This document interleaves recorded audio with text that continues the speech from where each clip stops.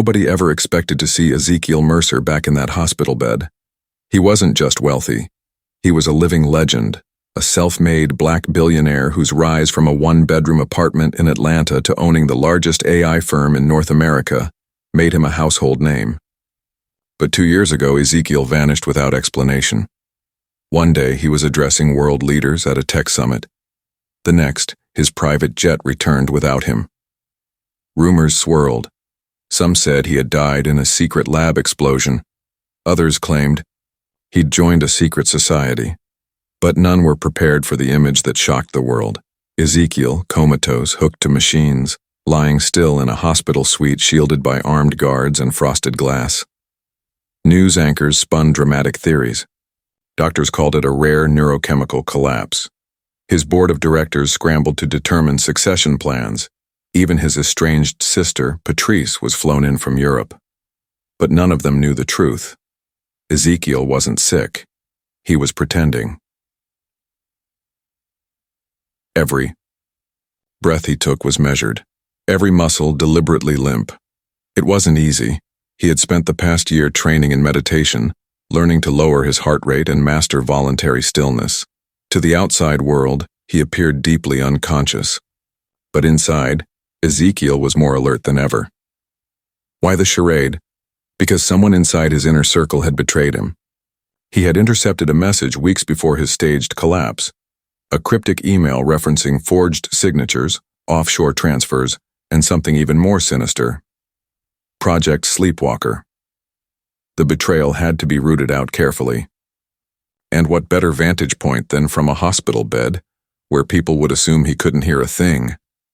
He used his own security firm to bug the room. Tiny, untraceable microphones embedded in the lamp, the IV pole, even the underside of his hospital bed. A small AI-driven hard drive recorded and flagged conversations, sending summaries to a secure remote system he accessed nightly from a disguised smartwatch band hidden beneath the bed frame. Visitors came and went, each revealing more than they intended. An old business partner, Harrison Grant, stopped by and whispered angrily, "This is your fault, Ezekiel. You should have handed me the China contracts when you had the chance." His cousin Melissa muttered something about inheritance and not letting billions sit in a damn vegetables account. Even Patrice, clutching a tear-stained Bible, murmured, "You always had everything. Now maybe we'll finally get a piece." But it wasn't until the night Nurse Janelle entered that Ezekiel's breath almost caught. She came late, past visiting hours, when the hospital halls were quiet and security more relaxed. She checked his vitals like usual, then sat beside him. Her hand trembled as she brushed a strand of hair from his forehead. "I don't know if you can hear me," she whispered, voice cracking, "but I have to get this off my chest." Ezekiel remained frozen, his mind razor-sharp. "I didn't want to be a part of this," she continued. "But Clarence, he made me. I never thought it would go this far. And now I think I love you." And just like that, the game changed. Janelle's trembling confession changed everything. Ezekiel had prepared himself for betrayal, greed, deception, manipulation. But love, that was something he hadn't anticipated.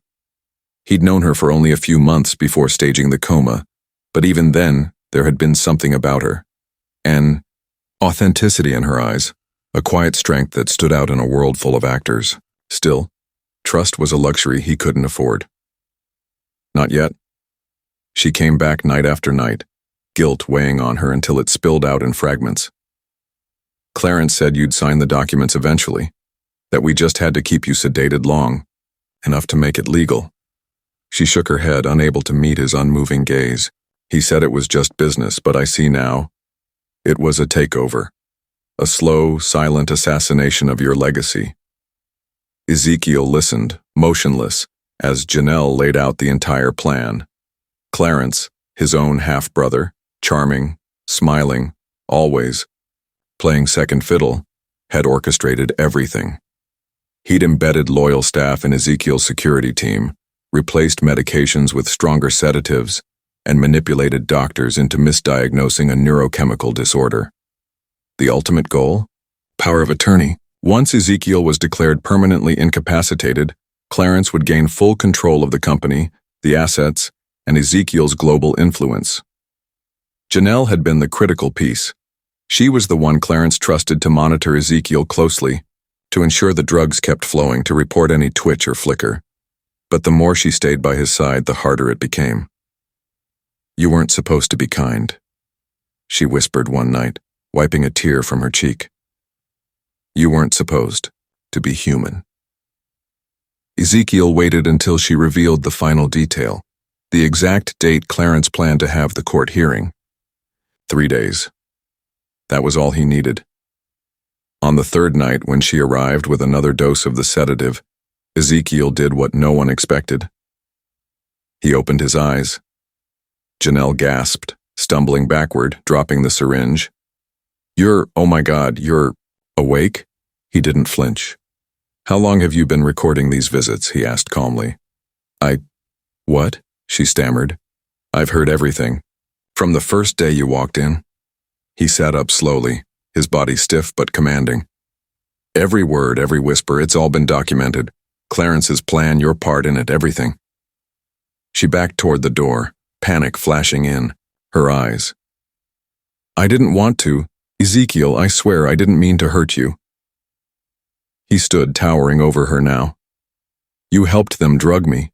You watched them erase me." Tears welled up in her eyes. "And I'll regret it for the rest of my life." But Ezekiel's expression softened. "You also exposed them. You gave me time, and that," he paused, "may have saved everything." What followed over the next few days rocked the corporate world. Ezekiel publicly revealed the recordings, Clarence was arrested, and every co-conspirator was named and removed. But the final twist no one expected? Ezekiel didn't press charges against Janelle. Instead, he offered her something else: redemption. And just like he vanished once before, they vanished together. No press, no statements, just silence. And maybe a second chance.